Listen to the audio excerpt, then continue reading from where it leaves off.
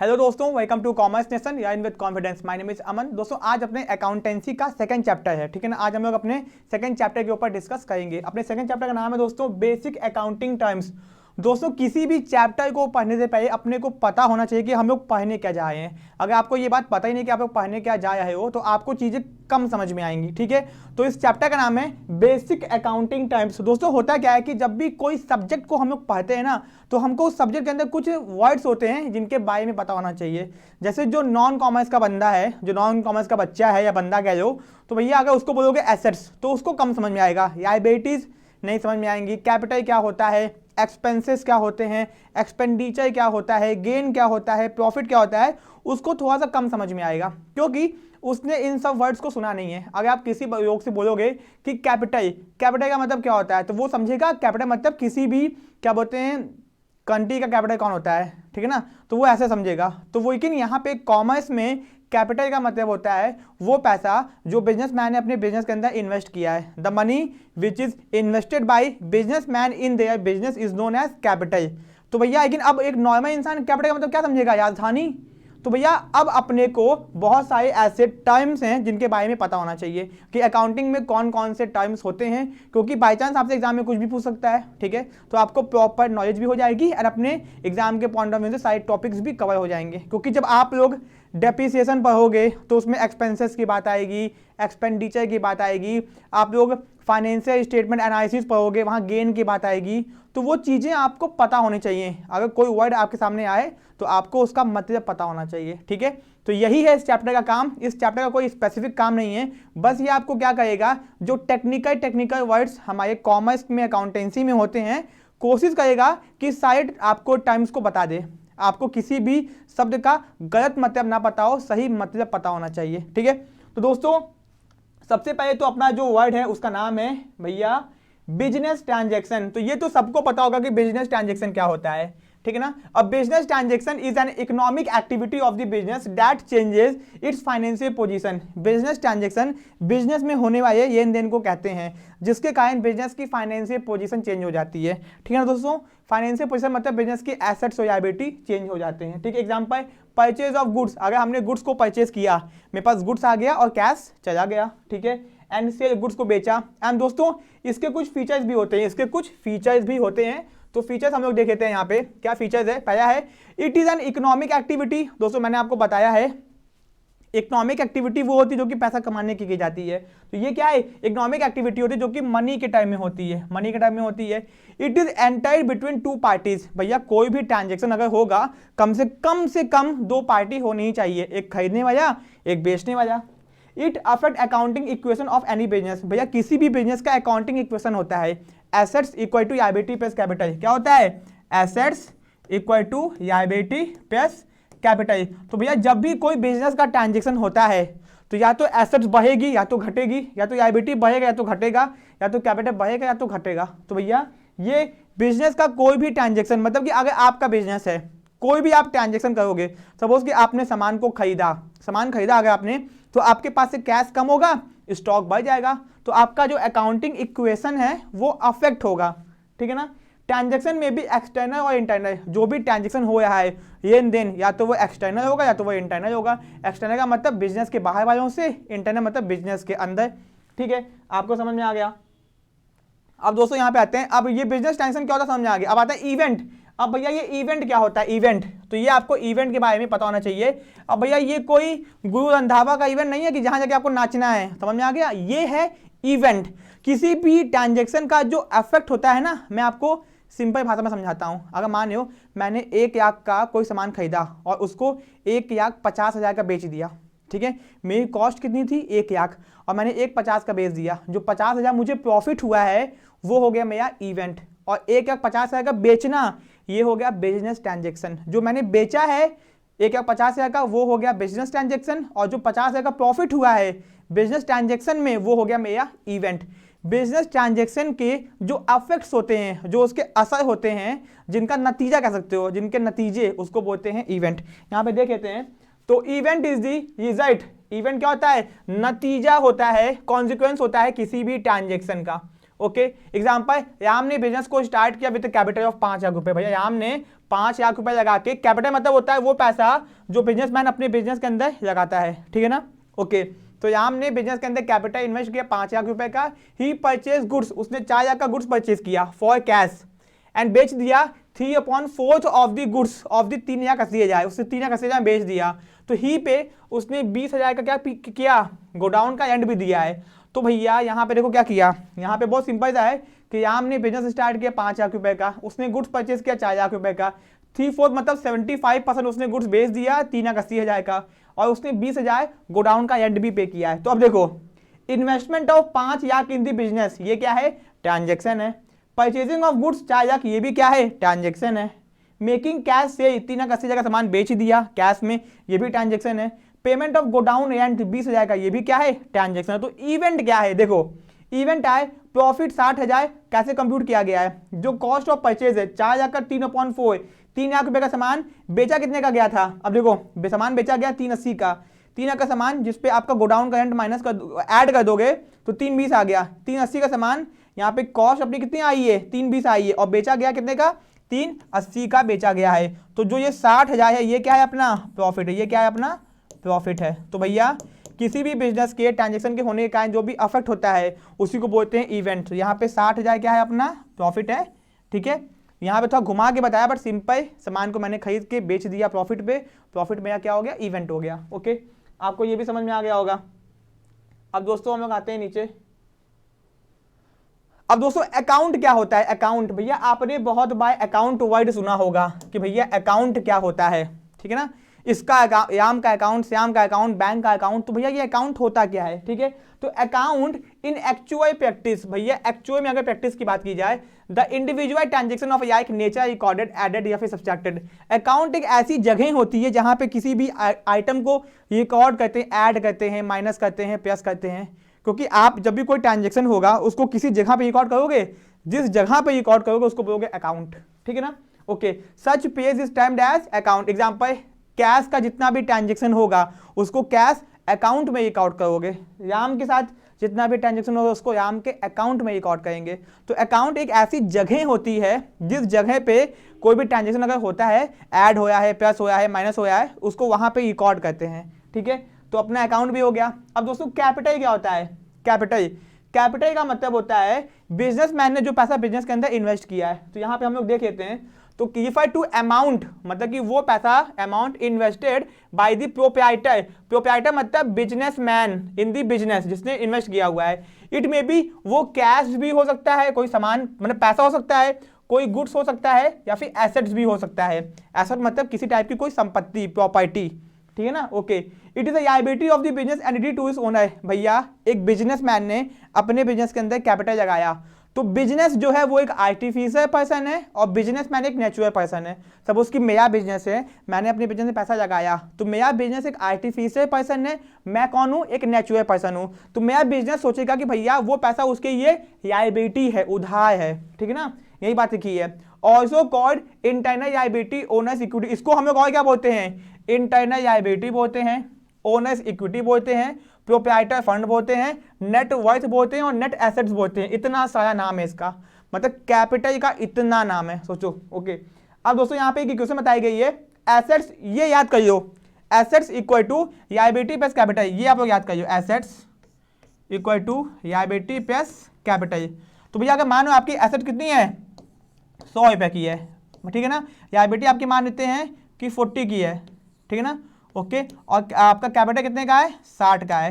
तो भैया 40 + 60 = 100 हो गया। अगर आपको बाई चांस कैपिटल निकालना है, क्या निकालना है, कैपिटल अगर आपको निकालना है तो आपको एसेट्स में से क्या कर देना पड़ेगा, लायबिलिटी को माइनस करना पड़ेगा। आपका एसेट्स कितना है, 100 रुपये का, ठीक है ना। ये अपना लायबिलिटी कितनी है यहाँ पे, 40 की। तो ये देखो आपका कैपिटल आ गया 60 रुपये का, कितने का, 60 रुपये आ गया। तो ये आपका फॉर्मूला है, assets equal to liability plus capital. ये याद कर लो। अगर आपको इसका अपोजिट निकालना है तो बस भैया एसेट्स में से माइनस करना, क्योंकि एसेट्स जो होता है वो बड़ा होता है, ठीक है ना। Assets equal to liability plus capital, capital plus liability कुछ भी बोलो, ठीक है। Liability equal to assets minus capital, capital equal to assets minus liability. देखो एसेट्स में से ही माइनस किया जाएगा, क्योंकि एसेट्स क्या होता है, दोनों का सम होता है, इसीलिए ठीक है, ये भी समझ में आ गया आपको। अब दोस्तों यहाँ पे आते हैं हम लोग, ड्राइंग क्या होती है। ड्राइंग का मतलब जो ड्राइंग बनाते हैं ना, वो ड्राइंग नहीं होती है। ड्राइंग का मतलब होता है अगर बिजनेसमैन ने अपने बिजनेस से पर्सनल कामों के लिए पैसा निकाला है, समझा रखना, बिजनेसमैन ने अपने बिजनेस से पर्सनल कामों के लिए पैसा निकाला है तो उसको बोलते हैं ड्राइंग, ठीक है ना। अब यहाँ पे देखो, एनी कैश, किसी भी प्रकार का कोई भी कैश, ठीक है ना, वैल्यू कोई भी सामान, goods withdrawn by the owner, owner ने विड्रॉ किया है, फॉर द पर्सनल यूज और any private use is called, उसको बोलते हैं ड्राइंग। तो आपसे पूछेगा एग्जाम में ड्राइंग का मतलब क्या होता है।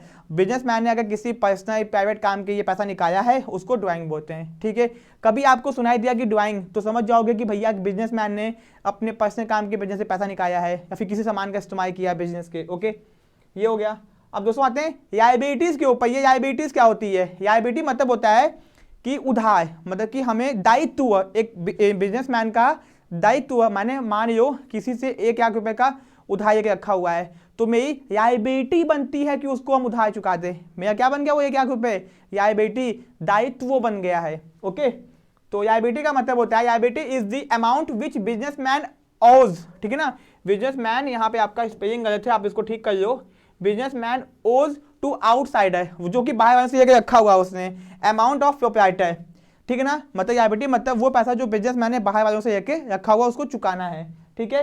Liability equal to assets minus capital, मैंने आपको पहले ही बता दिया था। एग्जाम्पल बैंक ओवरड्राफ्ट, ये बैंक ओवरड्राफ्ट लायबिलिटी का एक एग्जाम्पल है। ये बैंक ओवरड्राफ्ट होता क्या है। बैंक ओवरड्राफ्ट का मतलब होता है जो भैया करंट अकाउंट होते हैं, अकाउंट बहुत सारे टाइप्स के होते हैं। एक होता है करंट अकाउंट जो कि बिजनेसमैन ओपन करता है बैंकों के अंदर, क्योंकि बिजनेसमैन को पैसा रोज रोज डालना है, रोज रोज निकालना है, तो बैंक उनको एक स्पेशल टाइप का अकाउंट ऑफर करता है जिसको बोलते हैं करंट अकाउंट। इसमें होता क्या है, बिजनेसमैन एक दिन में जितनी बार चाहे पैसा डाल सकता है, निकाल सकता है, कोई दिक्कत की बात नहीं है। बैंक जो है किसी भी प्रकार का कोई इंटरेस्ट नहीं देता है, समझ में आया, करंट अकाउंट को। अब होता क्या है, अगर बैंकों के पास में, सॉरी बिजनेसमैन के पास में अगर पैसा नहीं है, बिजनेसमैन के पास में पैसा नहीं है तो भैया बैंक उसको क्या कर देगा, उसको लोन दे देगा, ठीक है ना। कहेगा कि आप भैया इतना पैसा निकाल सकते हो। एग्जाम्पल के तौर पे मेरा करंट अकाउंट है और मैं रोज पैसा डालता हूँ निकालता हूँ, कभी मेरे को पैसे की कमी पड़ गई तो बैंक जो है अपने करंट अकाउंट होल्डर्स को सीसी लिमिट प्रोवाइड करता है जिसको बोलते हैं कैश क्रेडिट लिमिट। इसमें होता क्या है कि बैंक में पैसा नहीं होगा फिर भी हम बैंक से पैसा निकाल सकते हैं, ठीक है ना। एंड उसके ऊपर हमको भैया इंटरेस्ट पे करना पड़ेगा। तो बैंक ओवरड्राफ्ट, अगर भैया आपने बैंक से ओवरड्राफ्ट किया हुआ है तो आपकी वो लायबिलिटी होती है, ठीक है। बिल्स पेबल, ठीक है ना, अगर भैया हमने सामान को उधार में खरीदा हुआ है और पैसा नहीं पे किया है, उसने हमको बिल बना के दे दिया है, हमको पेमेंट करना है, तो वो बिल्स पेबल लायबिलिटी होती है, ठीक है। क्रेडिटर्स, भैया जिनसे हमने पैसा लेके रखा हुआ है। अनपेड वेजेस, भैया हमने वेजेस को पे नहीं किया, जो वेजेस थे, मजदूरी हमने अभी पे नहीं की है, तो वो मेरी लायबिलिटीज हो गई, ठीक है ना। तो ये हो गया। अब दोस्तों लायबिलिटी 2 टाइप की होती है, ठीक है ना। एक होती है इंटरनल लायबिलिटी, एक होती है एक्सटर्नल लायबिलिटी। इंटरनल का मतलब होता है वो उधार दायित्व of firm towards owner of the business. Example भैया बिजनेस की लायबिलिटी, एक बिजनेस की लायबिलिटी क्या है, कैपिटल, क्योंकि कैपिटल बिजनेसमैन ने अपने बिजनेस में लगाया है तो उसका बिजनेस सोचता है कि वो कैपिटल उसके लिए क्या है, लायबिलिटी है। External liability, liability of firm toward creditors, भैया बिजनेस का वो दायित्व जो कि बाहर वालों को चुकाना है, ठीक है ना, जैसे क्रेडिटर्स, ओके। अब भैया यहाँ पे जो एक्सटर्नल लायबिलिटी होती है वो 2 टाइप की होती है। लॉन्ग टर्म जिसको हम लोग नॉन करंट लायबिलिटीज बोलते हैं, एक होती है करंट लायबिलिटी जिसको शॉर्ट टर्म बोलते हैं, ठीक है ना। मैं आपको अगर मोटा मोटी बताऊं तो लॉन्ग टाइम लायबिलिटी वो होती है जिसको आपको चुकाना है 1 साल के बाद। लॉन्ग टाइम लायबिलिटी लंबे समय के उधार जिसको आपको चुकाना है 1 साल के बाद। शॉर्ट टाइम लायबिलिटी जिसको करंट लायबिलिटी बोलते हैं जिसको आपको 1 साल के अंदर चुकाना है। बात समझ आपको आ गई, ओके। तो ये आपको समझ में आ गया, ठीक है। लॉन्ग टाइम को नॉन करंट भी बोलते हैं। अब देखो नॉन करंट लायबिलिटी क्या होती है, यहाँ पे देख लो भैया, बहुत इंपॉर्टेंट है। It is a liability which is payable after a period of more than a year. More than a year मतलब भैया 1 ईयर, ठीक है ना, जो कि आपको 1 साल के बाद पे करनी है from the end of the accounting period. Example long time loans हो गया, डिबेंचर, डिबेंचर भी लोन ही होता है, ठीक है ना, ओके। तो ये हो गया। अब दोस्तों करंट लायबिलिटीज क्या होती है। करंट लायबिलिटीज का मतलब होता है it is a liability which is payable with in 12 month, जो कि 12 महीने के अंदर आपको पे करना होता है, ठीक है ना। Creditors, bills payable, short term loans, ये हो गया, ठीक है। तो भैया अगर आपसे पूछेगा लायबिलिटीज मतलब वो उधार जो कि बाहर वालों को चुकाने हैं, लायबिलिटी 2 टाइप की होती है, इंटरनल और एक्सटर्नल। एक्सटर्नल भी 2 टाइप की होती है, long time and short time. Long time को नॉन करंट लायबिलिटी बोलते हैं, जिसको आपको 1 साल के बाद चुकाना है, 1 साल के बाद ही चुकाना है। जैसे लोन हो गया, 5 साल का लोन हो गया, डिबेंचर्स हो गए। एंड भैया शॉर्ट टाइम लायबिलिटीज जिसको करंट लायबिलिटीज बोलते हैं, जिसको आपको 12 महीने के अंदर चुकाना, मतलब 1 साल के अंदर चुकाना है। ओके, ये भी आपको हो गया। अब आते हैं भैया अपने एसेट्स के ऊपर। ये एसेट्स क्या होती है? अगर हम सिंपल भाषा में बात करें, एसेट मतलब किसी भी टाइप की कोई प्रॉपर्टी जो आपकी है एंड आपको उससे फायदा हो रहा है। मतलब मान लो ये पेन, ये किसी भी टाइप की एनी काइंड ऑफ प्रॉपर्टी, ये एनी काइंड ऑफ प्रॉपर्टी है, प्लस हमको इससे कॉन्टिन्यूस बेनिफिट हो रहा है क्योंकि हम इसे लिख पाते हैं, एंड ये मेरा है, हम इसके ओनर हैं, तो ये मेरा क्या हो गया? ये मेरा एसेट्स हो गया। बात समझ आ गया? अगर किसी भी टाइप की कोई प्रॉपर्टी है, किसी भी जगह कोई भी चीज है, वो आपका है एंड आपको उससे कॉन्टिन्यूस बेनिफिट हो रहा है, तो वो क्या है? आपका एसेट्स है। सिंपल भाषा में कोई भी वैल्यूएबल जिसकी वैल्यू होती है, वो प्रॉपर्टी, संपत्ति, ठीक है ना, रिसोर्स, उसको बोलते हैं एसेट्स। ठीक है ना? ओके, जैसे आपका भैया बैग, आपका सिपर, आपका बैट बॉल खेलना बैट, आपका स्कूटी, ये सब आपके एसेट्स हैं। ओके, तो समझ में आ गया? Assets are the properties. Assets क्या होती हैं? प्रॉपर्टीज होती हैं। क्या होती हैं? प्रॉपर्टीज होती हैं। ठीक है ना? टैंजिबल भी हो सकती हैं और इनटैंजिबल भी हो सकती हैं। टैंजिबल मतलब जिसको देख सकते हैं, छू सकते हैं, जिसको देख सकते हैं और इसको देखो देख सकते हैं और छू सकते हैं। टैंजिबल जिसको देख नहीं सकते, छू नहीं सकते, वो भी प्रॉपर्टी होती हैं। जैसे भैया गुडविल, पेटेंट, कॉपीराइट, ट्रेडमार्क, ये सब क्या होते हैं? देखे नहीं जा सकते, बट ये भी क्या एक टाइप की प्रॉपर्टी होती है, संपत्ति होती है। जैसे भैया आज के टाइम पे बिल गेट्स की बहुत सारी प्रॉपर्टी पेटेंट्स हैं, बिल गेट्स के नाम पे बहुत सारे पेटेंट हैं, तो ये सब हो गया। गुडविल, कॉपीराइट, पेटेंट, ट्रेडमार्क, ये सब चीजें हो गई। ठीक है? ओन्ड बाय एंटिटी और एंटरप्राइजेस, ठीक है ना, तो वो बिजनेस की होती हैं। They are the economic resource, इनको इकोनॉमिक रिसोर्स बोला गया है बिजनेस का, क्योंकि बिजनेस एसेट्स के साथ से ही चलता है। बिजनेस क्या करता है? बिजनेस में अगर एसेट्स नहीं होंगे, जैसे कि ये डिजिटल बोर्ड, ये मेरा एसेट्स है, ठीक है ना, ये कंप्यूटर, ये मेरा एसेट्स है। बात समझ आपको आ गई? ओके, एग्जाम्पल क्या हो गया? Land, building, furniture, stock, debtors. Debtors मतलब जिनसे पैसा लेना है, हमने सामान उधार में बेचा है और हमको उनसे पैसा लेना है, तो वो मेरे डेटर्स हो गए। ठीक है ना? जिनसे पैसा लेना है, तो वो भी मेरा एक टाइप का एसेट्स हो गया। Okay, cash, bank balance, trademark, copyright, देखो ये सब इंटेंजिबल है, ये सब क्या है? इंटेंजिबल है। ओके, अब दोस्तों इसका फीचर देख लो। फीचर क्या था? एनी काइंड ऑफ प्रॉपर्टी, किसी भी टाइप की कोई प्रॉपर्टी होनी चाहिए, किसी भी टाइप की कोई प्रॉपर्टी होनी चाहिए। उसके बाद ओन्ड बाय द बिजनेस, वो बिजनेस की होनी चाहिए, एंड कॉन्टिन्यूअस बेनिफिट होना चाहिए आपको उससे, उसकी वैल्यू होनी चाहिए। ठीक है ना? समझ में आ गया? अब आते हैं एसेट भी भैया दो टाइप के होते हैं, नॉन करंट एसेट्स जिसको फिक्स्ड एसेट्स बोलते हैं, और एक होता है आपका भैया करंट एसेट्स जिनको भैया शॉर्ट टर्म एसेट्स बोलते हैं। नॉन करंट एसेट्स क्या होते हैं? Are those assets which had for continued use in the business, जिसको आपने बिजनेस में लगातार इस्तेमाल करने के खरीदा है। फिक्स्ड एसेट्स वो होते हैं जो कि आपने बिजनेस में इस्तेमाल करने की लगातार खरीदा है, मतलब बहुत टाइम तक आपके बिजनेस में वो रहेगा। ठीक है ना? Okay, for the purpose of, जैसे मैंने अपने बिजनेस के अंदर कोई मशीन खरीदी है, मशीन से क्या होगा? हम सामान बना के बेचेंगे, तो वो मेरा फिक्स्ड एसेट्स है। ठीक है ना? ओके, समझ में आ गया आपको? And services and are not mean for ये से, हमने उसको दोबारा बेचने के लिए नहीं खरीदा है, हमने उसको दोबारा बेचने के लिए नहीं खरीदा है भैया। ओके, ये भी आपका हो गया। एंड एग्जाम्पल लैंड हो गया, बिल्डिंग हो गया, प्लांट मशीनरी हो गया, कंप्यूटर, मोटर व्हीकल, फर्नीचर, ये सब आपका एग्जाम्पल हो गए। फिक्स्ड एसेट भी भैया दो टाइप के होते हैं आपके, टैंजिबल और इनटैंजिबल। टैंजिबल क्या होता है? मैंने आपको पहले ही बता दिया था कि टैंजिबल भैया जिसको देख सकते हैं और छू सकते हैं, are those asset which can be seen, जिसको देख सकते हैं, छू सकते हैं, एंड जिसकी फिजिकल एग्जिस्टेंस होती है, मतलब भैया फिजिकली देखो, हाँ ये है, एक्चुअल में है ये। ओके, इनटैंजिबल क्या होता है? Are those assets which do not have physical existence, जिनकी फिजिकल एग्जिस्टेंस नहीं होती है, दे कैन नॉट बी, इसको देख नहीं सकते हैं, छू नहीं सकते हैं। अब इसके एग्जाम्पल क्या है? एग्जाम्पल याद करिए, एग्जाम में आता है। Goodwill, patent, trademark, computer software, copyright, ये सब के सब इंटैंजिबल एसेट्स होते हैं, कंपनी की intangible.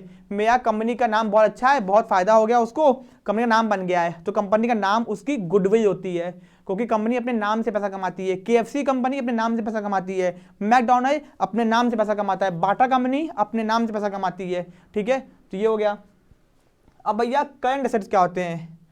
Current assets are those assets which can be converted into cash within an accounting year, जो कि भैया पैसे में कन्वर्ट हो जाएगा 1 साल के अंदर।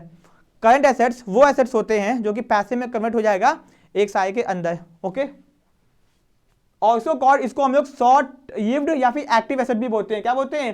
शॉर्ट लिव्ड, जो कि कम टाइम तक जीता है, एंड एक्टिव एसेट भी बोलते हैं। डेटर्स मतलब जिनसे हमको पैसा लेना, हमने उनको उधार में बेचा था, सामान उधार में बेचा, पैसा उनसे लेना है। तो वो जो डेटर्स हैं, जो लोग हैं, वो मेरे क्या हैं?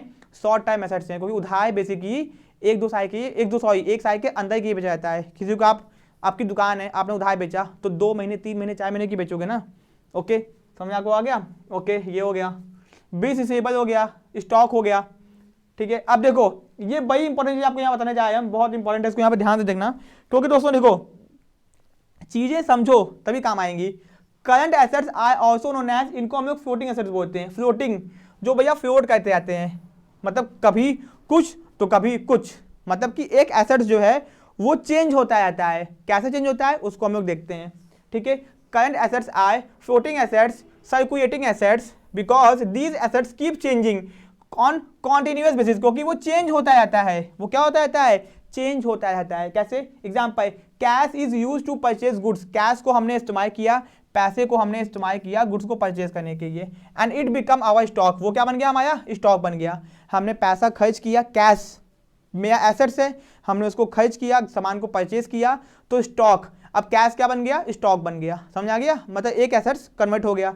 ठीक है, and it is later sold to याम, हमने बाद में उसको याम को बेच दिया। ठीक है ना, 2 मंथ के उधार के लिए, 2 मंथ के क्रेडिट पे उधार पे बेच दिया, एंड याम हमारा क्या बन गया? डेटा बन गया। डेटा भी हमारा एसेट्स है, डेटा भी हमारा क्या है? क्योंकि याम से हमको पैसा लेना है, तो भैया वो भी हमारा एसेट्स ही है। ओके, ये आपका हो गया। ठीक है, later on 2 month bill of exchange is done on the yam and bill receivable will be received, जो भैया 2 महीने बाद जो हमने बिल बनाया था, हमको याम से पैसा मिल गया। ठीक है ना, तो वो भी मेरा क्या बोलते हैं? एसेट्स ही है। On maturity the bill again cash will come, जब टाइम आ गया बिल का पैसा देने का, तो जो मेरा बिल था वापस कैश में कन्वर्ट हो गया, क्योंकि बिल आप ये कि गए याम के पास में, याम ने पैसा पेमेंट कर दिया, आपको पैसा वापस, आपका जो कैश था, कैश से स्टॉक खरीदा, स्टॉक से डेटा बना, डेटा से फिर क्या बोलते हैं? बिल बना, बिल से आपका कैश में कन्वर्ट हो गया, इसीलिए इसको बोलते हैं फ्लोटिंग एसेट्स। ठीक है, तो दिस सर्कुलेशन गोज ऑन, ये सर्कुलेशन ऐसे ही चलता रहता है। सो दीज आर कॉल्ड, इसीलिए हम लोग इसको सर्कुलेटिंग एसेट्स बोलते हैं। क्या बोलते हैं? सर्कुलेटिंग एसेट्स बोलते हैं। ठीक है, current assets are usually shown in the balance sheet in the order of equity, इसको याद कर लो, एग्जाम में आ जाएगा, आपसे पूछेगा कि करंट एसेट्स जो होता है, वो एसेट्स जो कि पैसे में कन्वर्ट हो जाएगा 1 साल के अंदर, वो बैलेंस शीट में किस ऑर्डर में दिखाया जाता है? वो दिखाता है लिक्विडिटी के ऑर्डर में, मतलब कि जो एसेट्स बहुत जल्दी पैसे में कन्वर्ट होगा वो ऊपर होगा, जो से कम देर में होगा नीचे नीचे होता जाएगा, जो पैसे में होगा। इसलिए देखो कैश इन हैंड हमेशा ऊपर होता है, कैश एट बैंक हमेशा उसके नीचे होता है, क्योंकि ऑर्डर ऑफ लिक्विडिटी, मतलब कि जो जितना जल्दी पैसे में कन्वर्ट हो जाएगा वो ऊपर आएगा, जो बाद में होगा वो उसके नीचे, वो उसके नीचे, वो उसके नीचे। ठीक है, okay, cash in hand, cash at bank, bills receivable, short term investment, marketable securities, debtors, closing stock भी हमारा एसेट्स ही होता है, प्रीपेड स्टॉक, ये सब हो गया। ठीक है, out of the above asset stock and investment are shown in the balance sheet at realisable or realisable value whichever is yes. भैया बहुत इंपॉर्टेंट बात है, जो कि हम लोग 3-4 चैप्टर्स के अंदर पढ़ेंगे, एग्जाम में भी ये आता है। ठीक है, क्या बताया है ये सुनो यहाँ पे कि भैया जितने भी इसमें स्टॉक हैं, एसेट्स, समझा आपको? Out of the above assets stock and investment, जो कि आपका एसेट स्टॉक है एंड आपका क्या है? इन्वेस्टमेंट है। क्या है? इन्वेस्टमेंट है। ओके, यहाँ पे ध्यान दो, बहुत इंपॉर्टेंट है, स्टॉक एंड इन्वेस्टमेंट। जो बिजनेस के अंदर स्टॉक होता है, जो सामान बेचने के रखे हो, और जो इन्वेस्टमेंट है उसको हम लोग बैलेंस शीट में दिखाते हैं उसके कॉस्ट प्राइस पे, जिस दाम पे उसका आपने उसको खरीदा था, या फिर भैया जिस दाम पे मार्केट में उसकी वैल्यू है, दोनों में से जो कम है, दोनों में से जो कम है। ठीक है ना, आपका स्टॉक का कॉस्ट, मतलब मान लो कि आपने कोई सामान का स्टॉक खरीदा हुआ है, उसका जो कॉस्ट है वो 1 लाख रुपए है, और मार्केट में उसकी वैल्यू 80,000 रुपये है, तो आप कितने का दिखाओगे उसको दिखाओगे 80,000 रुपये का, क्योंकि कॉस्ट प्राइस और मार्केट प्राइस जिस दाम पे वो बिक रहा है, दोनों में से जो कम होगा उस दाम पे आप बैलेंस शीट में दिखाओगे। ठीक है ना, ओके, ये भी आपका हो गया। ठीक है, तो भैया debtors are shown at estimated या फिर रियलाइजेबल वैल्यू, डेटर्स जो होता है वो एस्टिमेटेड कि आपको इतना रिटर्न मिलेगा, क्योंकि देखो आपने उधार में सामान बेच दिया भैया 50 या फिर 5 लाख रुपए का डेटा है, तो जितना आपको लगता है कि पैसा वापस आ जाएगा उतने का आप दिखाओगे। ठीक है। Cash in hand and cash at bank हमेशा एक्चुअल फिगर पे दिखाते हैं। किस पे दिखाते हैं? Actual figure. जितने का होगा हाथ में कैश उतने कैश दिखाओगे, ज्यादा कम नहीं दिखाओगे। ओके। अब भैया लिक्विड एसेट्स क्या होती है? Liquid assets are those assets which are available to business entity either in the form of cash or very short period of time. मतलब कि वो जो कि आपको कैश के फॉर्म में अवेलेबल है या फिर आप बहुत जल्दी कैश के फॉर्म में आपको अवेलेबल हो जाएगी। ओके।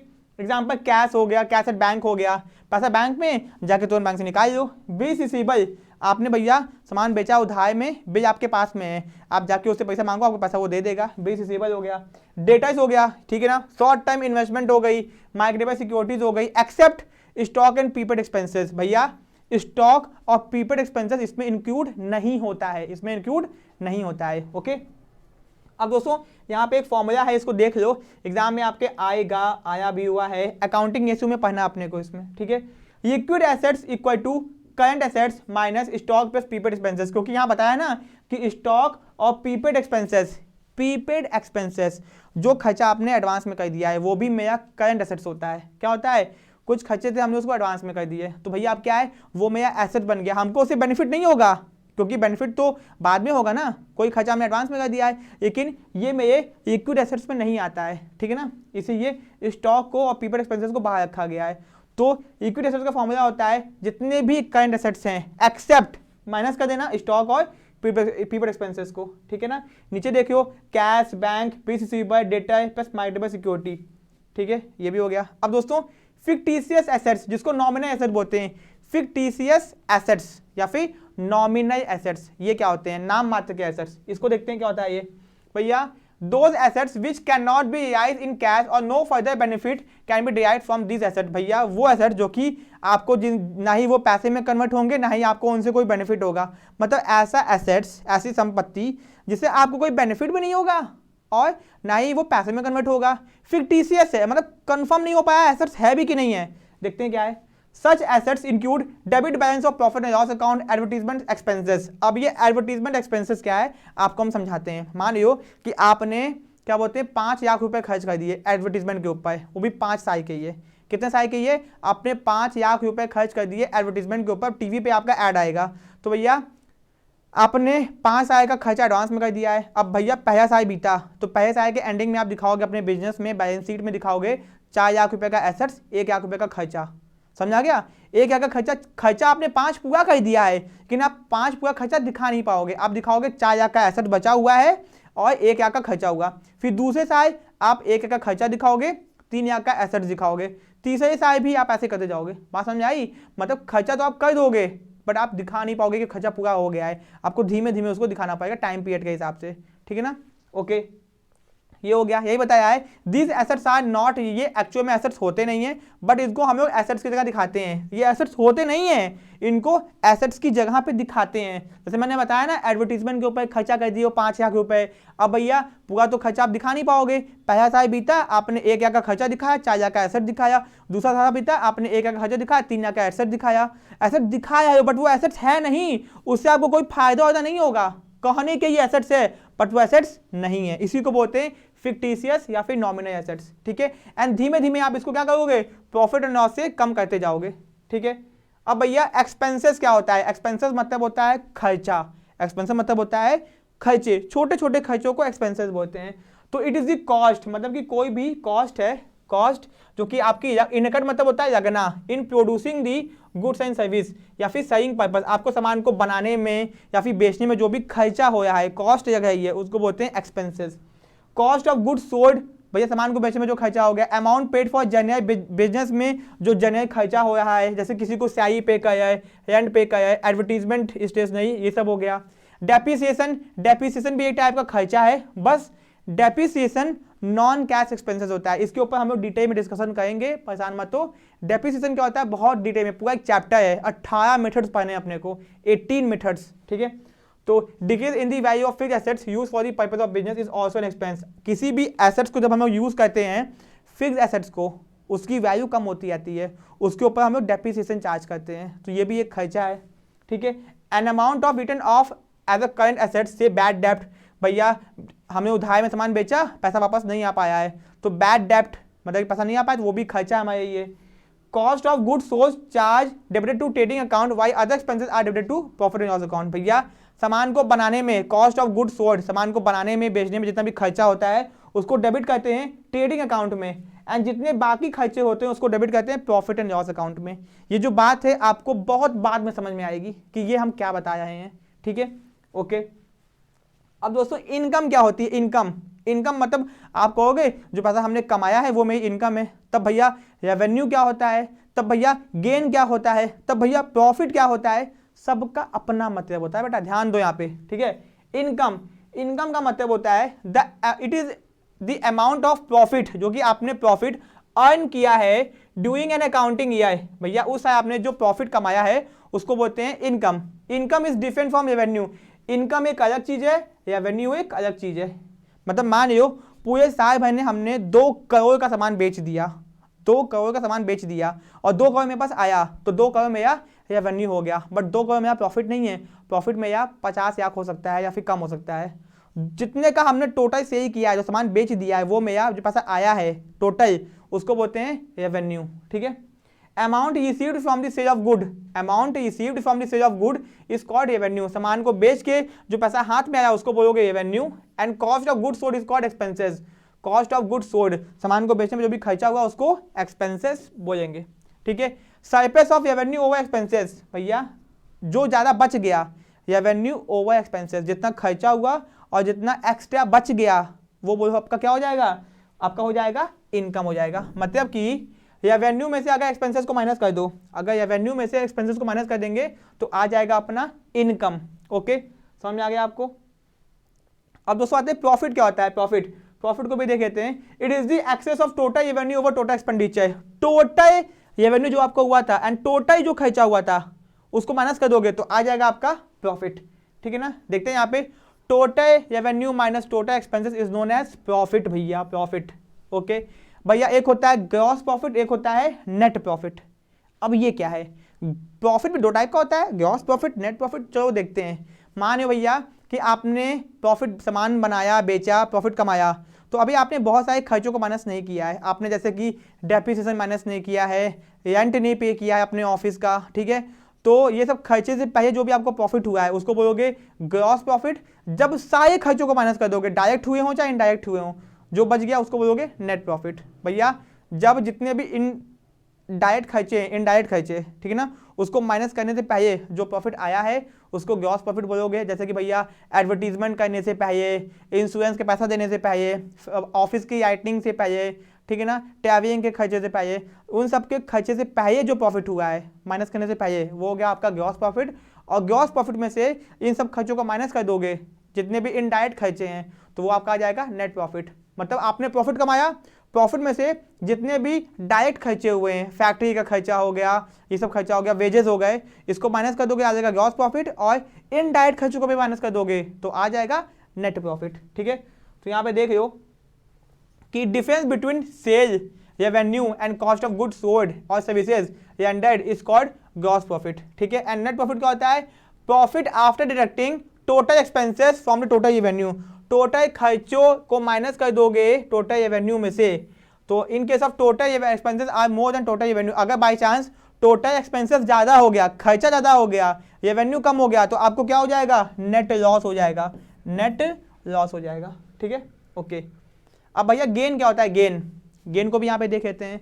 गेन का मतलब होता है I profit that arises from those transaction which are incidental to business. भैया अचानक से कोई ट्रांजेक्शन हो गया और आपको गेन हो गया।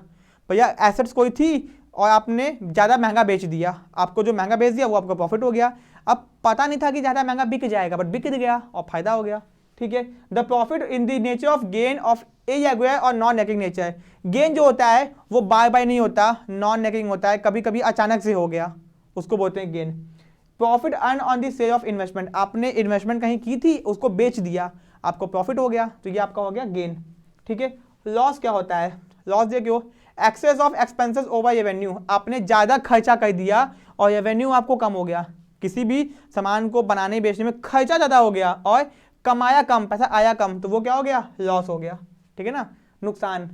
परचेज क्या होता है? परचेज, जब भी बिजनेस के अंदर हम लोग किसी भी गुड्स को परचेज करेंगे बेचने के लिए, मतलब मान रहे हो मेरा काम है फर्नीचर बना के बेचना, हमने फर्नीचर खरीदा एंड उसको बना के, तो भैया जो हमने फर्नीचर परचेज किया ना, तो फर्नीचर नहीं बोलेंगे उसको, क्या बोलेंगे, परचेज बोलेंगे, ठीक है।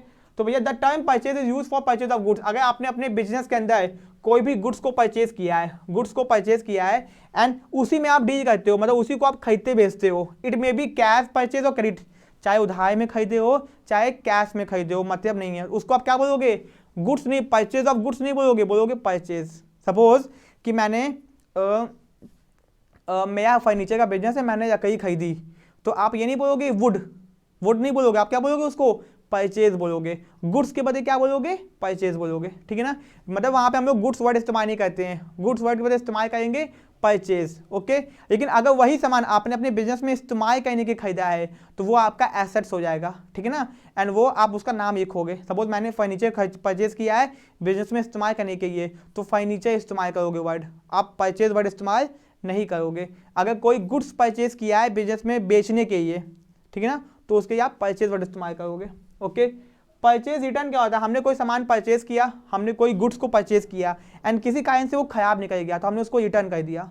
हमने सपोज कि मेरा जनरल स्टोर की दुकान है और हमने मैगी के बहुत सारे पैकेट परचेज किए, ठीक है ना, हमने 2000 पैकेट मैगी का परचेज किया, तो भैया वो मैगी पैकेट नहीं बोलेंगे, हम बोलेंगे परचेज, क्योंकि वो मेरा स्टॉक है और उसको हमको बेचना है। बट कुछ पैकेट खराब निकल गए, टूट गए थे, तो हमने कंपनी को रिटर्न कर दिया, हमने परचेज रिटर्न कर दिया, okay. The term is goods purchase में भी रिटर्न, कभी कभी गुड्स जो परचेज किए उसको हम लोग रिटर्न कर देते हैं सेलर को, ठीक है ना, किसको कर देते हैं, जिससे हमने खरीदा है उसी को वापस कर देते हैं, ओके। फॉर एनी रीजन, कोई भी रीजन हो सकता है, चाहे या तो वो डिफेक्टिव हो सकता है या फिर वो क्वालिटी के हिसाब से नहीं हो सकता, तो उसको बोलते हैं परचेज रिटर्न, जिसका दूसरा नाम एग्जाम में पूछा गया है। परचेज रिटर्न को हम लोग और क्या बोलते हैं, बोलते हैं रिटर्न आउटवर्ड, ये एग्जाम में पूछा गया है। Purchase return is also known as return outward, okay, समझ आ गया। अब दोस्तों सेल क्या होता है, सेल क्या होता है, the term sale is use for the sale of only those goods in which the firm is dealing. भैया अगर बिजनेस ने कोई सामान को बेच रहा है, बिजनेस जिस सामान में डील करता है, मेरा फर्नीचर का बिजनेस है, हम फर्नीचर बेच रहे हैं, तो हम सेल वर्ड इस्तेमाल करेंगे, ठीक है ना, okay. And goods brought produce process for ये सही पर्पज, हमने दोबारा खरीदने के लिए कोई सामान अगर लिया हुआ है, दोबारा बेचने के लिए, तो वो मेरा सेल होता है, ठीक है। सेल्स रिटर्न क्या होता है, मतलब मानो भैया आपकी बिग बाजार आपका है, बिग बाजार ने आज बहुत सारे सामान बेच दिए, बट कस्टमर ने कुछ सामान खराब थे आके वापस कर दिए, तो जो सेल हुआ था वो रिटर्न आ गया, सेल्स रिटर्न। कंपनी ने सामान बेचा और कुछ भी सामान खराब होगा, कोई साथ डिफेक्टिव होगा, क्वालिटी सही नहीं होगी, तो कस्टमर सामान वापस कर देता है, उसको बोलते हैं सेल्स रिटर्न, जिसका दूसरा नाम होता है रिटर्न इनवर्ड। एग्जाम में आया हुआ है, दूसरा नाम क्या है, रिटर्न इनवर्ड, ये याद रखना, ओके। अब भैया स्टॉक क्या होता है, स्टॉक देखो, अगर आपके अब कभी भी आप पढ़ोगे, अब आपके सामने आएगा परचेज, तो आपको पता है परचेज का मतलब बिजनेसमैन ने जो सामान बिजनेस में खरीदा है बेचने के लिए, ये हो गया परचेज। परचेज रिटर्न का दूसरा नाम क्या होता है, रिटर्न आउटवर्ड। कहीं भी आपको रिटर्न आउटवर्ड वर्ड दिखाई देगा, आप कहोगे अच्छा हाँ ये तो परचेज रिटर्न है, बिजनेसमैन ने सामान परचेज किया था और क्या बोलते हैं भैया, सब बात समझ आ गया ना। तो आपको ये वर्ड्स आगे जब आएंगे तो ये चैप्टर आपको हेल्प करेगा उन सब वर्ड्स को आइडेंटिफाई करने में, पहचानने में। आपको तो पता ही होगा वैसे, ऐसा बात नहीं है, ठीक है। अब दोस्तों स्टॉक का मतलब क्या होता है, स्टॉक का मतलब होता है, ठीक है, तो value of goods remaining unsold, जो कि सामान भैया नहीं बिक पाया, बचा हुआ है end of the accounting year with the business entity. Stock में भी ओपनिंग स्टॉक और क्लोजिंग स्टॉक, स्टॉक मतलब वो सामान जो कि साल के अंत में बच नहीं पाया, या फिर हमने वो सामान जो बिजनेस में बेचने के लिए रखा है, तो भैया स्टॉक ओपनिंग भी होता है और क्लोजिंग भी होता है। मतलब मान लो मेरे पास 100 फर्नीचर थे, हमने सब फर्नीचर बेच दिए, 5 फर्नीचर नहीं बिक पाए, तो ये मेरा बन गया क्लोजिंग स्टॉक, और नेक्स्ट ईयर ये मेरा बन जाएगा ओपनिंग स्टॉक, ठीक है। अब भैया इन्वेंटरी क्या होती है, इन्वेंटरी, ठीक है, ये हो गया। इन्वेंटरी क्या होती है, इन केस ऑफ मैन्युफैक्चरिंग, अगर मैन्युफैक्चर अगर कोई सामान बना रहा है, there can be opening and closing inventory of 4 types. तो भैया अगर मान लो कि आप सामान को मैन्युफैक्चर करते हो, बनाते हो, तो आपकी जो इन्वेंटरी वो 4 टाइप की होगी। पहला होगा इन्वेंटरी ऑफ रॉ मटेरियल, कच्चा सामान, ठीक है ना। दूसरा inventory of work in progress, कच्चा सामान जब अभी बन रहा है, वर्क इन प्रोग्रेस। तीसरा इन्वेंटरी ऑफ फिनिश गुड्स, जो कि भैया बन के रेडी हो चुका है। एंड भैया inventory of stock in trade, जो कि मार्केट में बिकने की एकदम रेडी हो गया है, पहुंच गया है मार्केट में।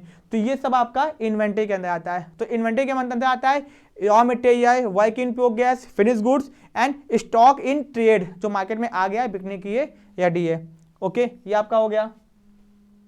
ठीक है, अब दोस्तों अपना आता है ट्रेड रिसीवेबल। ये क्या होता है देखते हैं इसको यहाँ पे। Trade receivable refer to the amount receivable for the sale of goods and services rendered in the ordinary course of business. मतलब होता क्या है दोस्तों, होता क्या है कि बिजनेस के अंदर सामान उधार में बेचे जाते हैं, ठीक है ना। अब मान लो कि मेरा बिजनेस है और हमने सामान उधार में बेचा, तो हमको जो पैसा रिसीव करना है वो मेरा हो गया ट्रेड रिसीवेबल। ओके, तो रिफर टू द अमाउंट जो कि हमको रिसीव करना है for the sale of goods and services rendered in the ordinary course of business. हमने जो अपने नॉर्मल बिजनेस के अंदर सामान को बेचा उधार में और जो पैसा हमको रिसीव होने वाला है, तो ये हो गया मेरा ट्रेड रिसीवेबल। ट्रेड रिसीवेबल भैया दो टाइप के होते हैं, डेटर्स और बिल्स रिसीवेबल। डेटर्स और बिल्स रिसीवेबल, सामान को बेचने का दो तरीका होता है। सामान को बेचने का दो तरीका होता है। भैया आप सामान खरीदने आए, हमने आपको उधार में बेच दिया, जो सामान लेके जाओ 2 दिन 3 दिन 4 दिन पैसा दे देना, तो आप मेरे बन जाओगे डेटर। आप ही सामान खरीदने आए, आपने हमसे सामान खरीदा उधार में, हमने आपको बेच दिया, पैसा हमने कहा 2 दिन 3 दिन 4 दिन में दे देना, तो आप बन जाओगे मेरे डेटर, मतलब आप मेरे एसेट बन जाओगे, क्योंकि आप हमको पैसा दोगे ना, सामान उधार में खरीदा है। अब दूसरा तरीका देखो, एक होता है एक्स, एक होता है वाई। एक बंदा है एक्स, एक बंदा है वाई। वाई के पास में पैसा नहीं है, वाई गया एक्स के पास में, कहा भैया हमको सामान बेच दो, तो एक्स कहेगा पैसा कब दोगे, वाई कहा कि दे देंगे भैया, तो एक्स ने वाई को सामान दे दिया 3 महीने के उधार पे, ठीक है ना। और जो एक्स था वो क्या किया, एक ठो बिल बनाया, ठीक। एक्स का नाम है डॉवर, ये सामान बेचने वाला है सयाय, और डॉवर भी नाम है इसका, और वाई का नाम है डॉवी। एक्स ने एक ठो बिल बनाया, बिल बना के ये क्या है वाई के पास में, कहा भैया अपना साइन करो, अपना क्या करो, साइन करो। एंड दोस्तों साइन करने के बाद क्या करो, अपना अपनी एक्सेप्टेंस दो कि भैया तुम क्या बोलते हैं हमको पैसा दे दोगे। तो वाई ने साइन कर दिया और एक्स ने बिल को अपने पास जाके रख लिया, अपने पास क्या कर दिया, ये जाके रख दिया। और 3 महीने बाद एक्स जो है अपने बिल को लेके जाएगा वाई के पास में और पैसा ले जाएगा। अब देखो वो जो बिल है, वो जो बिल बनाया गया था, जो कि डॉवर ने बनाया था सामान बेचने वाले ने, वो बिल एक्स के लिए क्या है, बिल्स रिसीवेबल है। क्या है, बिल्स रिसीवेबल। और ये क्या उसके लिए एक एसेट्स है, वो उसके लिए क्या है, एक एसेट्स है। क्या है, एक एसेट्स है। और यही बिल वाई के लिए क्या है, बिल्स पेबल, वो उसके लिए एक लायबिलिटी है। मतलब एक ही सामान एक बंदे के लिए एसेट्स है, एक बंदे के लिए लायबिलिटी है। बात समझ आ गया, बिल्स रिसीवेबल बिल्स पेबल, मतलब कि वही चीज हो गया। एक्स और वाई थे, भैया वाई को सामान की जरूरत पड़ गई, एक्स के पास गया, एक्स ने सामान बेच दिया, और एक्स ने एक तो बिल बनाया, बिल बना के वाई के पास में ये के आया, कहा साइन कर दो, अपना साइन करके रख लिया। 3 महीने का उधार था, 3 महीने बाद ये बिल लेके पहुंचा, कहा भैया हमको पैसा दे दो, पैसा दे दिया। लेकिन 3 महीने तक जो बिल इसके पास में है, एक्स क्या बोलेगा, बिल्स रिसीवेबल, और वो उसका क्या है, एसेट्स है, क्योंकि 3 महीने बाद वो बिल पैसे में कन्वर्ट हो जाएगा। यही बिल वाई क्या बोलेगा, बिल्स पेबल, कि भैया वो उसकी लायबिलिटी उसको 3 महीने में चुकानी है, ठीक है। तो ये हो गया। डेटा में तो भैया सिंपल, आपने उधार बेचा, कोई बिल नहीं है, पैसा दे दो, तो आप मेरे क्या बन गए, डेटा बन गए। ओके, हमने आपको सामान बेचा, आपको पैसा देना, आप मेरे कौन हो, डेटा, आप मेरे एसेट्स हो। और ये बिल्स पेबल का बोलते हैं, बिल्स पेबल बिल्स रिसीवेबल, जब बिल को बना के काम करते हैं, ठीक है। तो ये हो गया, ये भी आपका हो गया। अब दोस्तों बिल्स रिसीवेबल भी क्या हो गया, मैंने आपको बता दिया, जो बिल बनाता है वो होता है डॉवर, एंड जो एक्स वो जो डॉवी होता है वाई, वो वाई कौन है, डॉवी है। वाई क्या कहेगा, बिल पे साइन करके अपना एक्सेप्टेंस देगा, ठीक है। ये भी हो गया, ठीक है। अब ट्रेड पेबल, ट्रेड पेबल क्या होता है, जैसे हम लोग सामान उधार बेचते हैं, वैसे ट्रेड पेबल भी तो होता है। देखो, refer to amount payable for the purchase of goods and services taken in the ordinary course of business. भैया जैसे उधार बेचते हैं वैसे उधार खरीदते भी तो हैं, ठीक है। तो देखियो, trade payable is the sum total of creditors and bills payable. जितना भी हमने उधार में सामान खरीदा है, क्रेडिटर्स जिनको हमको पैसा देना है, हमको जिनको पैसा देना है वो मेरे हो गए क्रेडिटर्स, और हमने जिनसे उधार में सामान खरीदा है, जो मेरे पास बिल है, जिसको हमको पे करना है बिल, वो हो गया बिल्स पेबल, ठीक है। क्रेडिटर्स मतलब द पर्सन और enterprises to whom an enterprise of goods purchase on credit. हमने जिनसे उधार में सामान खरीदा है, तो भैया वो सब मेरे कौन बन जाएंगे, क्रेडिटर बन जाएंगे, और हमको उनको पैसा चुकाना है, ठीक है। और बिल्स पेबल में उल्टा कर लो, सपोज कि हमने भैया सामान खरीदा है और बिल बना के उसने रखा हुआ है और हम बन गए बिल्स ट्रेड पेबल, ठीक है। ये हो गया।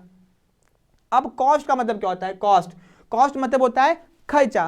भैया it is the amount of expenditure, ठीक है ना, incurred on the chargeable to specified product और एक्टिविटी। मतलब मान लो इसको बनाने पे जितना भी खर्चा हुआ उसको बोलते हैं कॉस्ट, ठीक है। वाउचर क्या होता है, वाउचर, वाउचर मतलब होता है बिल। जब भी आप कोई सामान खरीदते हो तो आपको साथ में क्या मिलता है, एक बिल मिलता है, आप उसको बोलोगे क्या, वाउचर, ठीक है ना। ओके, वाउचर एक तरीके का रिटन डॉक्यूमेंट होता है, लिखा हुआ डॉक्यूमेंट, ठीक है ना, written document prepared by the accountant providing the evidence of the business transaction. जब भी कोई बिजनेस का ट्रांजैक्शन होता है तो उसके सपोर्ट में एक एविडेंस होना चाहिए, एक क्या होना चाहिए, एविडेंस, सबूत होना चाहिए। भैया उस सबूत के बिना आप ये साबित नहीं कर पाओगे आपने सामान खरीदा है या फिर बेचा है, तो वाउचर बिल होना बहुत जरूरी होता है, ठीक है। बिजनेस के अंदर किसी भी ट्रांजैक्शन को बिना वाउचर के रिकॉर्ड नहीं करते हैं, वाउचर होगा, बिल होगा तभी रिकॉर्ड करेंगे, अपने मन से रिकॉर्ड नहीं कर देंगे। जैसे cash memo, purchase bill, sales bill, pay in receive, bank में पैसा जमा करोगे तो भी आपको वाउचर मिलेगा, निकालोगे तो भी वाउचर मिलेगा, ठीक है। एटीएम से पैसा निकालो, वाउचर मिलेगा ना, ठीक है। और वाउचर, जितने भी वाउचर होते हैं वो नंबर्ड होते हैं, साइंड बाय द मेकर, जिसने उनको बनाया है वो उसके ऊपर साइन करता है, नंबर लिखा होता है, बिल नंबर लिखा होता है। On the basis of voucher transaction are recorded for the first time in the books of original entry. भैया वाउचर के हिसाब से ही बिजनेस के अंदर ट्रांजैक्शन को रिकॉर्ड करते हैं जर्नल एंट्री पास करके। सुनते होगे ना, cash account debit, bank account debit, याम account debit to Mohan account, ये सब कैसे होता है, वाउचर में ट्रांजैक्शन हुआ है उसको देख के जर्नल एंट्री पास करते हैं। कैसे पास करते हैं, पूरा प्रॉपर चैप्टर पढ़ेंगे आगे, ठीक है ना। ओके, ये भी हो गया। अब भैया डिस्काउंट देखो, बस अपने यहाँ पे चैप्टर खत्म है, चैप्टर अपने यहाँ पे क्या है, बस खत्म पे ही है। डिस्काउंट क्या होता है दोस्तों, डिस्काउंट का मतलब होता है आप सामान खरीदने गए तो अगर आपने क्या बोलते हैं, डिस्काउंट दो टाइप के होते हैं, ट्रेड डिस्काउंट होता है और कैश डिस्काउंट होता है, दोनों पढ़ते हैं। तो भैया डिस्काउंट मतलब एक प्रकार का छूट जो कि बिजनेसमैन आपको देता है। क्यों देता है, या तो आपने टाइम से पहले पेमेंट कर दी या सब पैसा एक साथ पेमेंट कर दिया, दोनों को समझते हैं। डिस्काउंट का मतलब होता है कि भैया रिडक्शन या फिर allowance in the price of goods, सामान के दाम में आपको छूट मिल गया, ठीक है ना, बाय द बिजनेस एंटिटी, आपने बिजनेसमैन ने आपको दिया है, अपने कस्टमर को वो देता है, मतलब कि किसी भी सामान के दाम में आपको छूट मिल गई है, उसको बोलते हैं डिस्काउंट, ठीक है ना। जैसे आप लोग डिस्काउंट 50% डिस्काउंट पहुंच जाते हो सामान खरीदने, कम्बल घर के अंदर, बिग बाजार के अंदर डिस्काउंट डिस्काउंट, एक्चुअल में डिस्काउंट यही होता है कि आपको सामान के दाम के ऊपर छूट मिल जाए, ठीक है। डिस्काउंट भैया दो टाइप के होते हैं, एक होता है ट्रेड डिस्काउंट, एक होता है कैश डिस्काउंट। अब देखो मैं आपको डिफरेंस बताता हूँ, आपको बहुत मस्त चीज पता चलेगी। जब भी आप लोग फ्लिपकार्ट या अमेजन के ऊपर शॉपिंग करने जाते होगे तो वहां पे आपको ऐसे एक दाम दिखाई देता होगा, लिखा होता होगा भैया 10,000 रुपये, ऐसे लिखा होता होगा, उसके ऊपर ऐसे कटा होता होगा, फिर लिखा होता होगा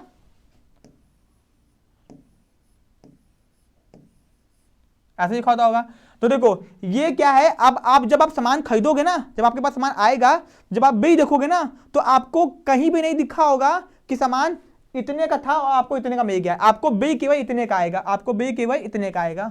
मतलब कि ट्रेड डिस्काउंट एक ऐसा डिस्काउंट होता है जो कि आपको मिलेगा, बट बिजनेसमैन बिल में उसको रिकॉर्ड नहीं करेगा, वो ये नहीं दिखाएगा कि उसने डिस्काउंट दिया है, डिस्काउंट आपको देगा, आपको सामान इतने का ही मिलेगा, ठीक है, लेकिन अब वो बिजनेसमैन रिकॉर्ड नहीं करेगा कि उसने डिस्काउंट दिया है। तो ट्रेड डिस्काउंट एक ऐसा डिस्काउंट होता है जो कि दिया तो जाता है बट बिजनेस के अंदर उसको रिकॉर्ड नहीं किया जाता, ठीक है ना। ओके, तो एंड इसको डिस्काउंट को कैटलॉग प्राइस पे देते हैं, लिस्ट प्राइस, ये वर्ड याद रखना। आइए बढ़ाते हैं, देखो कैटलॉग प्राइस क्या होती है, लिस्ट प्राइस क्या होती है। लिस्ट प्राइस का मतलब होता है बिजनेसमैन पहले से ही अपने सामान का कॉस्ट और प्रॉफिट ऐड कर देता है। सपोज सामान का दाम है 100 रुपये, सामान का दाम है 100 रुपये और क्या बोलते हैं प्रॉफिट उसने ऐड कर दिया 40 रुपीज़ का, तो 140। अब इस दाम के ऊपर वो आपको डिस्काउंट देता है, जिसको बोलते हैं डिस्काउंट आपको दिया गया है लिस्ट प्राइस पे या फिर कैटलॉग प्राइस पे। अब देखते होगा ना कैटलॉग के ऊपर लिखा होता होगा 500 रुपये, तो उसके ऊपर कॉस्ट भी ऐड है और प्रॉफिट भी ऐड है, उस दाम के ऊपर आपको डिस्काउंट दिया गया है। ऐसा नहीं है कि आप देखोगे 500 रुपये लिखा हुआ है तो भैया 500 रुपये आपको डिस्काउंट में क्या फायदे में आ गए, रेस्टोरेंट में खाना खाने जाते हो लिखा होता है 500 रुपया, तो पहिए से उस 500 में 400 रुपये दाम और 100 रुपये प्रॉफिट पहिए से ऐड होता है, उसके ऊपर आपको डिस्काउंट मिलता है, ठीक है। ओके, तो ट्रेड डिस्काउंट क्या होता है यहाँ पे देख लो, trade discount when a discount is allowed by seller, जब एक सेलर अपने कस्टमर को फिक्स्ड परसेंटेज देता है डिस्काउंट, किसके ऊपर, लिस्ट के ऊपर या फिर कैटलॉग प्राइस के ऊपर। लिस्ट प्राइस या फिर कैटलॉग प्राइस का मतलब होता है जिस दाम पे कॉस्ट प्लस प्रॉफिट ऐड है उसके ऊपर डिस्काउंट दिया गया है, ठीक है ना, इसको बोलते हैं trade discount. And trade discount को रिकॉर्ड नहीं करते हैं बुक्स ऑफ अकाउंट्स में। कस्टमर को डिस्काउंट तो मिलेगा बट बिजनेसमैन अपने खातों में ये नहीं दिखाएगा कि उसने डिस्काउंट दिया है, वो देगा बट दिखाएगा नहीं, ठीक है ना। ये याद रखना कि trade discount is given to customer but it is not recorded in the books of account, ठीक है ना। And trade discount catalog price पे और लिस्ट प्राइस के ऊपर दिया जाता है, ठीक है ना, जिसका मतलब होता है जिसके ऊपर कॉस्ट प्लस प्रॉफिट ऐड होता है। ओके, ये भी हो गया। अब कैश डिस्काउंट क्या होता है? कैश डिस्काउंट, कभी कभी बिजनेस कस्टमर सामान खरीदने गया, बिजनेसमैन कहता है 1 लाख का सामान है, पैसा वगैरह पूरा कैश में तुरंत देते हो तो आपको हम कुछ डिस्काउंट कर देंगे, आपको हम सामान 95,000 का दे देंगे। तो आप सोचते हो एक साथ देने पे हमको डिस्काउंट मिलेगा 5,000 का, तो आप कैश तुरंत दे देते हो, ठीक है ना। या फिर आप कहते हो कि 1 हफ्ते के अंदर पैसा दे दोगे, तुरंत पेमेंट करने की बात करते हो या फिर कुछ टाइम के अंदर पेमेंट करने की बात करते हो, तो बिजनेसमैन आपको तुरंत एक डिस्काउंट देता है जिसको बोलते हैं कैश डिस्काउंट, और इसको वो रिकॉर्ड करता है, इसको वो अपने आपको दिखाएगा कि आपको इतना डिस्काउंट दिया गया है, ठीक है ना। ओके, तो when a discount is allowed to customer for making, जब वो क्या कहा है? प्रॉम्प्ट पेमेंट कहा है। क्या कहा है? Prompt payment is called cash discount and it is always, ये हमेशा रिकॉर्ड किया जाता है बुक्स ऑफ अकाउंट के अंदर, ठीक है। ये भी हो गया। अब भैया रिबेट क्या होता है? रिबेट ये भी डिस्काउंट की तरह ही होता है बट इसका डिस्काउंट का पूरा मतलब थोड़ा सा अलग है। क्या है? May be allowed because of poor quality, कभी कभी कोई सामान की क्वालिटी खराब होती है, सामान पुराना हो गया है, आउट ऑफ स्टॉक हो गया है, बेकार हो गया है, तो कंपनी उसके ऊपर छूट देती है, जिस छूट को बोलती है रिबेट। अब सामान होगा महंगा पर आपको मिलेगा सस्ता, ठीक है, इसको बोलते हैं रिबेट, ठीक है ना। Of the goods sold being not as per, कोई सामान भैया स्पेसिफिकेशन के हिसाब से नहीं बना है, कोई सामान खराब बन गया है बट वो मार्केट में बिक सकता है तब भी यूज कर सकते हैं कस्टमर, तो उसके ऊपर कंपनी छूट दे देती है, ठीक है। एंट्री का मतलब क्या होता है? अब देखो, अब जितने भी है ना उतना कोई काम का नहीं है बट देख लो, एंट्री का मतलब क्या होता है? जब भी किसी ट्रांजेक्शन या फिर इवेंट को, किसको? ट्रांजेक्शन को या फिर इवेंट को रिकॉर्ड करते हैं बुक्स ऑफ अकाउंट में, उसको बोलते हैं एंट्री। जैसे cash account debit to bank account, bank account debit to Mohan account, Mohan account debit to cash account, ये सब क्या है? ये एक एंट्री है।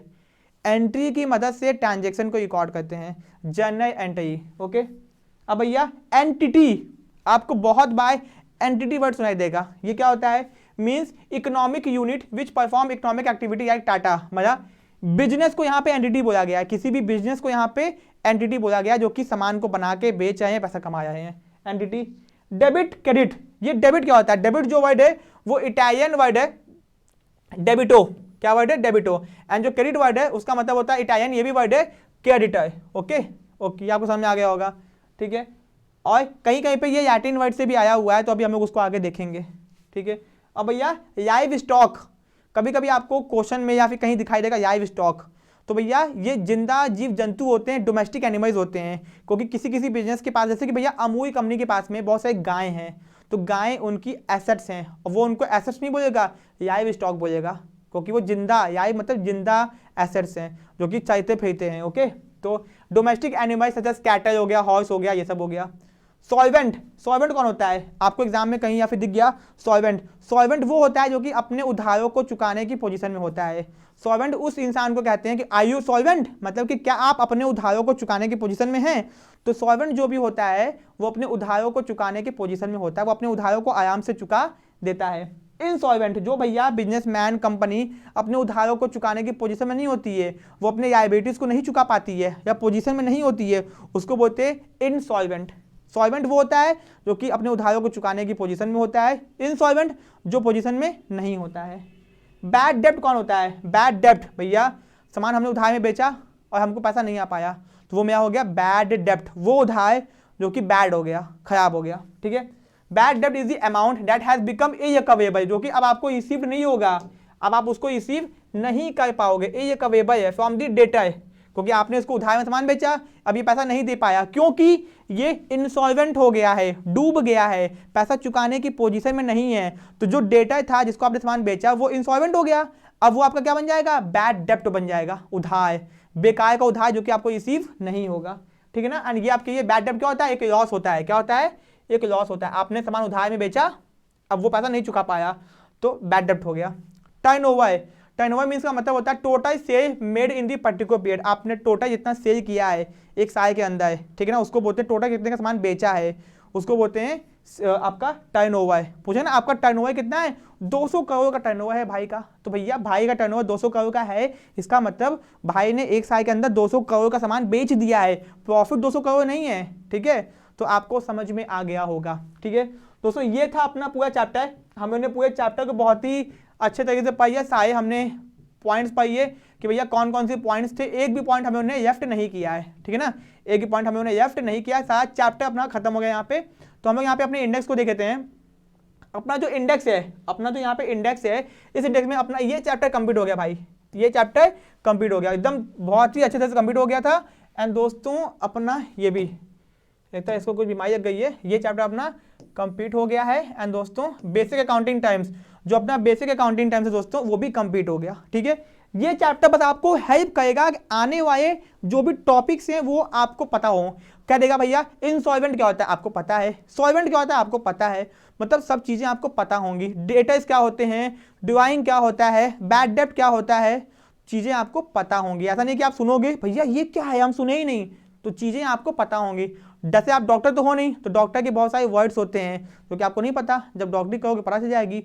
कॉमर्स पढ़ाए हो तो ये चीजें आपको पता होनी चाहिए। अब आएगा accounting principle, most important chapter आएगा इसके बाद, जिसमें से हर साल 2-3 क्वेश्चन एग्जाम में दिख ही जाते हैं, ठीक है ना। तो बहुत ही डिटेल में हम लोग पढ़ेंगे एंड कोशिश करेंगे कि एक ही लेक्चर के अंदर इसको खत्म कर दें, ठीक है। वीडियो पसंद आई हो, वीडियो को लाइक और चैनल को सब्सक्राइब करना मत भूलना। एंड अभी तक कोर्सेज को ज्वाइन नहीं किए हो तो ज्वाइन कर लो। एंड दोस्तों बहुत सारे आपको बेनिफिट इसके अंदर मिलेंगे। Thank you so much.